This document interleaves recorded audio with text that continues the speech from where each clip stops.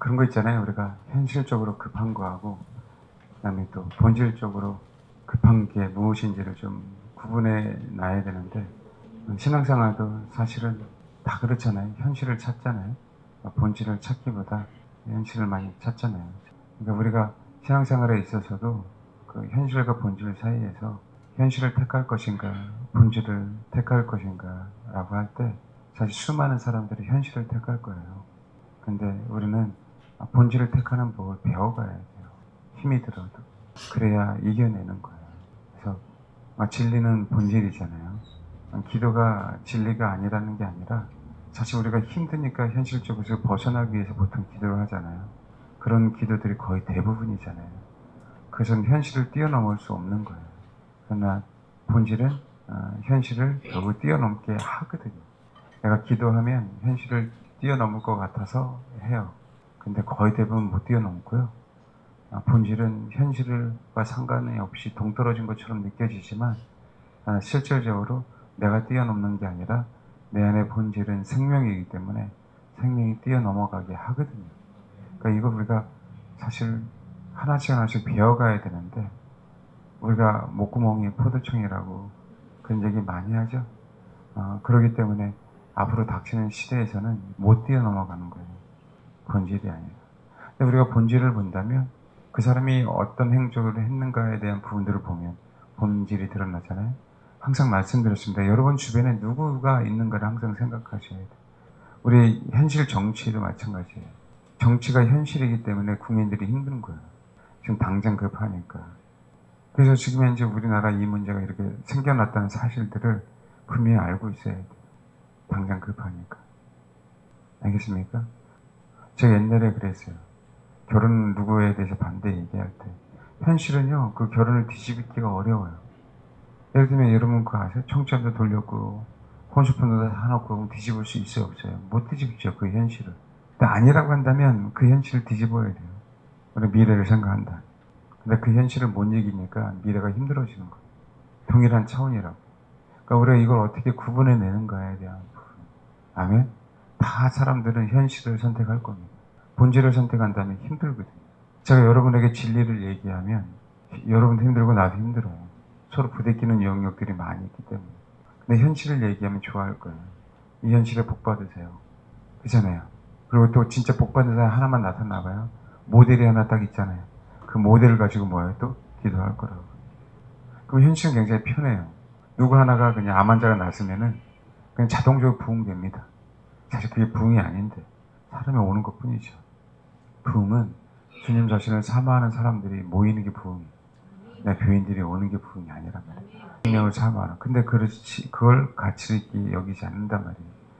교회 안의 부흥은 그 안에 몇 프로가 주님을 사모하는가의 문제거든요. 근데 지금은 인원수 많은 걸로 따지고 있단 말이에요. 그러니까 건강할 수 없는 거죠. 그러니까 현실에 다 쓰러지게 돼요. 현실에 다 타협하게 됩니다. 그러니까 어렵죠. 이 현실과 본질 사이에. 말 그대로 지금 눈앞에 보이는 일확천금이 좋지 영원토록 사는 영생에 대해서 생각 안 하거든요. 그러면 미래의 나에게 다시 한번 기회가 주어진다라고 생각하는 거예요. 근데 정말 정확하게 아셔야 돼요. 우리가 미래는 알 수 없어요. 그러나 내가 현실을 택할 것인가 본질을 택할 것인가에 대한 부분은 정말 기도 많이 해야 됩니다. 눈 감으면 주님일 수도 있고 지옥일 수도 있고 그래요. 눈 감았다 뜨면. 일주일 다니고 왜 이렇게 빨리 가는지 모르겠어요. 그렇지 않습니까? 코로나 때문에 힘드는데 벌써 2년이 지나갔어요. 그렇죠? 시간은 하루하루 그냥 가잖아요. 이 시간은 육신의 삶은 언젠가 끝나잖아요. 그러니까 그것도 때가 되면 지나가는 거예요, 다 세월을. 근데 영원한 삶은 지나가는 게 없잖아요. 영원한 삶은. 그거 아시죠? 그러니까 오직 우린 주님 외에는 다른 게 없잖아요. 남편도 자식도 애인도. 그게 본질이란 말이에요. 그 본질 안에서 어떻게 현실을 이겨갈 수 있는 힘이 있는가? 저와 여러분 가운데. 닥치면 본질은 흔들려요. 왜요? 그 본질은 지금 눈에 안 보이니까요. 현실은 지금 눈에 보이잖아요. 당장 이것만 해결하면 그 다음에 다시 내가 본질을 찾으면 돼. 이렇게 사람들은 판단한단 말이에요. 근데 내가 현실을 선택했을 때 다음에 본질을 선택할 것 같은데 그때 가면 다시 또 현실을 선택하더라라는 거예요. 이게 되풀이 되잖아요. 우리 알잖아요. 그래서 첫 단추를 잘 껴야 되고 처음부터 이를 악물고 이겨내야 된다. 그것이 본질이라면 힘들죠. 왜냐하면 남들이 다 같은 그 길을 선택한다면 편하겠어요. 근데 100명 중에 1명, 10명 중에 1명, 그게 왕따거든요. 외톨이거든요. 야, 너는 왜 지금부터 그렇게 설치냐 라고 얘기하면 또 할 말이 없단 말이에요. 그들에게 어떻게 이해시켜요? 그들은 눈에 봐야만. 더 봐도요? 봐도 안 바꾸잖아요, 생각. 지금 이 나라가 이 모양 이 꼴이 되는데도 그들도 같은 사상을 갖고 있기 때문에 안 바꾸잖아요. 그렇지 않나요? 세계의 흐름도. 또 한 가지 정말 사랑이 식었다는 개념이 뭐예요? 마지막 대이죠. 자기만 괜찮으면 괜찮은 시대잖아요. 얼마나 무섭습니까? 근데 막상 또 자기가 닥치면 누가 도와주는 사람이 없어. 그거 알면서도 나만 아니면 지금 되는 거야. 이 현실만 내가 이겨나가면 나중에 기회가 있겠지. 여러분, 근데 기회가 안 생기는 거예요. 그럼 사단을 호구로 보지 마시라고. 사단을 애들 장난감으로 보시면 안 된다고. 우리보다 일단은 뛰어난 영적인 존재예요. 알겠습니까? 우리가 육신을 믿는 동안은 사단은 못 이겨요. 예수의 이름 때문에 이기는 거지. 믿지 않는 사람들 그래서 신내림을 받는 거예요. 못 이겨서요. 그 싸움하고 동일한 싸움이 우리 안에 있거든요. 근데 어느 사람은 그렇게 드러난 싸움이고 우리 드러나지 않는 싸움인 것 뿐이에요. 그 사단을 물러보지 마시라니까요. 육신이 있는 동안은 사단이 우리를 얼마든지 갖고 놀 수 있어요. 우리가 주님의 이름에 붙어 있어서 그분의 이름 때문에 사단이 우리를 갖고 놀 수 없는 거예요. 항상 그 얘기를 해요. 귀신을 쫓아내면. 응? 제가 항상 그랬잖아요. 거의 여자들이 많잖아요. 인연이 교회 가지 말라 그래도 교회 갔다고. 찬송 부르지 말라 그래도 찬송 불렀다고. 지입으로 그 얘기예요. 죄송합니다. 지입이라 그러고. 안 그럴 거죠. 한두 번 그런 줄 아세요? 쫓아내면? 속에서요. 혹시 그런 분 계세요? 속에서 제가 축계할 때 가르침 뵙고 싶었던 사람. 알죠? 근데 그걸 알기 때문에 못 뵀어요. 뭔지 알겠습니까? 아니, 제가 이게 사실이라고 얘기하잖아요. 내가 농담하는 게 아니에요. 근데 심한 사람은요, 그런 사람이 있어요. 그래서 아프리카 같은 데는 자기가 그냥 자기 힘으로 귀신 쫓아내려다가 거기에 눌려갖고 오히려 역으로 귀신에 지배받는 사람이 있어요. 귀신은 이게 귀신 들림하고 귀신에게 억압받는 거하고는 달라요. 그 뭐 눌려있는 거하고 달라요. 그런 사람들이 종종 나타나는 이유가 자기 이름으로 하려고 그러죠. 자기 이름으로. 그러니까 여러분, 자꾸 사람들은 나는 귀신을 세방되면 이제 신앙생활에 있어서 정말 끝 그런 얘기 한단 말이에요. 그거 아니거든요. 그건 내가 귀신에서 해방되는 거는 아직 시작도 안 한 거예요, 사실은. 그러니까 원민에 따라서 시작은 본재단에서 그리스도의 십자가를 알기 시작하면서부터 시작이에요. 알겠습니까? 그러니까 원민에 따라서는 성전 안에, 성막 안에 들어와서 번제단을 경험한 게 시작이라고. 이해하시죠? 근데 그 시작이 끝이다라고 가르쳐 와버렸기 때문에 결코 성소는 못 들어가요. 참 신기하게 제사장만 들어가잖아요. 지금 예수 그리스도가 십자가로 그 모든 것을 길을 열어놓으셨잖아요. 근데 여전히 우리는 구약시대에 있는 일반인들은 번제단 뜰에만 들어가잖아요. 마귀가 그렇게 목회자에게 그런 사상, 그런 이론, 신학대학 교수들에게 그런 사상, 그런 이론을 심어줬기 때문에 그들의 가르침에 의해서는 결코 성수하고 지성소 못 들어가게 만들어놔 버렸어요. 이게 누가 그런지 아세요? 마귀가요. 수많은 세월을 통해서 교육과 문화와 그 모든 환경을 통해서. 알겠습니까? 이게 쉬운 게 아니잖아요. 그러니까 현실을 다 못 뛰어넘어가요. 왜요? 성막은요 닫혀있잖아요. 미지의 세계예요. 그리고 항상 그렇잖아요. 두려움에 대한 대상이 그건 거룩한 곳입니다. 침범을 안 합니다. 자신은 뭐해서요? 관심도 없고요. 또 한 가지 혹 죽을까. 알겠습니까? 다 자기 기준이에요. 다 자기 기준. 그러니까 여러분, 현실은 내가 번제단이지만 본질을 봐야 돼요. 그 본질은 그 번제단에서 피 흘리신 그 예수 그리스도는요, 우리가 눈에 보이지 않는 성소 안에 들어가야 되고 그 피는 지성소 안에까지 들어가야 돼요. 근데 우리는 그걸 못 보고 있는 거예요. 번제단의 뿔에 발린 그 피만 보고 있는 거예요. 계속 그 현실 속에서 되풀이하고 있는 거예요. 많은 수많은 사람들은요, 십자가만 보고 십자가 밖에서 되풀이하는 거예요. 그게 희장의 문이에요. 알겠습니까? 거기 들어가지도 않아요. 왜? 버려야 될 게 많고 요구해야 될 게 많고. 한두 가지입니까? 십을 줘야 되지, 주일 성수해야 되지, 뭐 하지도 못하지, 뭐 하지도 못하지. 하지 말라는 게 너무 많거든요. 그런 두른 풍어는 있어갖고. 그렇잖아요. 그러니까 여러분, 현실과 그 본질 사이, 현실과 진리 사이에서 따라하십시오. 그 현실은 비진리다. 예, 본질이 진리예요. 이 땅의 삶은요, 내가 진리인 것 같죠. 예수를 믿으니까. 이 땅의 삶은 허상입니다. 우리의 본질은 이 땅이 아니거든요. 임시란 말이에요. 임시. 그러니까 그 굳이, 그러니까 꼭 아시고 본질을 추구하는 법, 본질을 선택하는 법을 배우셔야 돼요. 그는 내가 보고 선택하고 보고 배우는 게 아니라는 것만 아시고 내 안에 그리스도가 이끌어 주시고 선택해 주시고 깨닫게 해 주시고. 제가 정호 목사님 처음 만났을 때 갈급함이 있어서 그 메시지가 들려왔지, 불 받고 갈급함이 안 쓰겠으면 뭔 소리 했겠나라고 했을 거예요.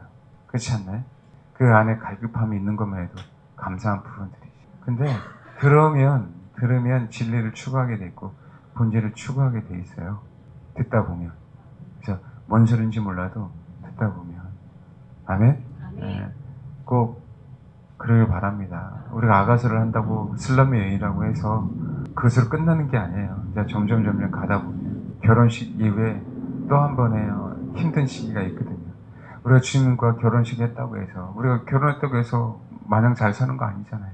갈등이 생기죠. 동일해요. 그러니까 우리가 육신을 사는 동안은 안심하고 마음 놓고 신앙생활 하는 시대가 아닌 거예요. 알겠죠? 우리가 주님과 혹시 결혼했다면 지속적으로 지성소에 구하는 법을 배워야 돼요. 그러니까 그 현실을 많은 사람이 선택할 텐데 정말 이겨내셔서 본질을 저도 여러분도 잘 선택할 수 있기를 바랍니다. 누구 때문에 뭐 때문에 못 이기고 예배 못 드린다. 제가 그분들 정죄하려고 하는 게 아니라 현실을 선택한다. 지속적으로. 그러나 이 또한 하나님이 이 상황 허락하셨으니까 열받고 속상하지만 그냥 기도하며 가는 거예요. 알겠습니까? 하나님 좋은 시대를 허락해달라. 그래서 비록 핍박이 있지만 복음을 전하면서 핍박을 받게 해달라. 이해되시죠? 네, 꼭 그렇게 되길 바랍니다. 꼭 본질을 선택해 주세요. 그 본질이 뭔지도 바로 캐치하시고, 아멘. 내가 현실에 손해를 본다 할지라도 그 본질은 우리를 결코 손해보게 하지 않는다. 특히 본질은 항상 추상적인 것처럼 보여요. 허상인 것처럼 보일 때가 많아요. 둥그름 잡는 것처럼 보여요. 근데 시간이 지나면 가치가 달라지는, 시간이 지나 꼭 그렇게 바랍니다. 그런 거 있잖아요. 사람의 어떻게 겉모습만 보고 평가하겠어요? 그 내면은 지나가봐야 알잖아요. 그런 것처럼 뭐든지 다 빛 좋은 개설구잖아요. 그렇죠? 분명하게 숙성되지 않으면, 분명하게 과일도 장하의 계절을 지나지 않으면 겉은 먹음직스러워도 속은 익지 않아서 버리는 거거든요. 꼭 확실하게 그 속까지 익었는지 익지 않았는지를 분별할 수 있는 그런 자들이 되어서 꼭 본질을 이 마지막 때 선택하시기 바랍니다. 근데 앞으로는 여러분, 우리가 이것 가지고 깨달았다면 좀 더 좁은 길을 가세요. 조금 더 좁은 길을 가시라. 꼭 본질을 선택해서 앞으로는 꼭 그러시겠으면 좋겠다. 그 마음이 좀 듭니다. 네, 그러게 되길 바랍니다. 긍휼과 은혜에 대한 얘기, 긍휼과 사랑에 대한 얘기가 본질입니다. 알겠죠? 우리는 힘들어도 원리를 추구해야 되지. 실제적인 드러난 것들을 추구했을 때 내 삶 속에 적용할 수 있을 때 유연할 수가 없어요. 내 안에 원리가 있으면 그것이 내가 적용할 때 유연할 수 있는데, 어떤 하나의 예시만을 쫓아가게 되면 그 예시만을 해야 되기 때문에 나중에 큰 문제가 생기는 거예요. 뭔지 알겠습니까? 그래서 힘들어도 원리를 추구해야 되고 본질이 있어야 돼요. 그래서 하나님, 내가 이 적용이 안 되는데 적용을 할 수 있도록 도와주세요 라고 해야 내가 그때마다 소위 말하는 임기응변식으로 하나씩 어떤 일들을 처리해 갈 수 있는 부분들이지, 내가 이거는 이럴 땐 이럴 거고 저럴 땐 저럴 거고 결코 그렇게 되는 부분들이 아니에요. 신앙생활이라는 게. 아멘? 그래서 자꾸 제가 주를 추구하면 주님이 그런 상황들을 허락하신다. 솔로몬이 배워서 한 게 아니란 말이에요. 솔로몬이 어느 누구보다 더욱더 지혜로운데 누구한테 배웠겠어요? 근데 그거 어떻게 알았을까요? 심지어 뭐 메뚜기부터, 도마뱀부터, 모든 각종 식물들부터. 그렇죠? 예. 그 원천적인 지혜 때문에 그래요. 그러니까 솔로몬이 위대한 건 뭐냐면 아담과 같은 지혜는 아니지만 아담과 비슷한 지혜가 있는 거예요. 그냥 아담이 너는 코끼리, 너는 악어, 그게 그들이 됐어요. 알겠죠? 그게 하나님께서 우리에게 원래 허락하신 지혜란 말이에요. 그게 솔로몬에게 있었던 것뿐이에요. 그런데도 불구하고 타락하더라. 그럼에도 불구하고 주를 버리더라라는 거예요. 그냥 무섭다라고 얘기하는 거죠. 왜요? 솔로몬은 본질을 추구하지 않고요. 주님께서 허락하신 지혜의 근본이신 주님이 아닌 주님께서 주신 그 지혜를 추구한 결과 지혜를 다르다고요. 초창기엔 정말 주를 사랑했었잖아요. 근데 주를 사랑했지만 나중에 점점 세상에 어떤 사람보다 더욱더 지혜가 출중했죠. 그러다 보니까 뭐가 하나님께서 허락하신 그 지혜가 자기의 발목을 잡은 거예요. 그게 우리 일상에서 너무 많다라는 거죠. 능력이 많아도 그래요. 돈이 많아도 그래요. 재능이 많아도 그래요. 우리는 안 그럴 것 같은데 나도 모르게 그러더라. 그래서 자꾸 주님만 바라보라고 하는 겁니다. 우리가 비록 풍족하지 않아도 그것 때문에 그래도 감사해야 된다는 거예요. 왜요? 풍족하지 않고 부족하니까 주를 의지하잖아요. 할렐루야? 그래서 이걸 감사해라.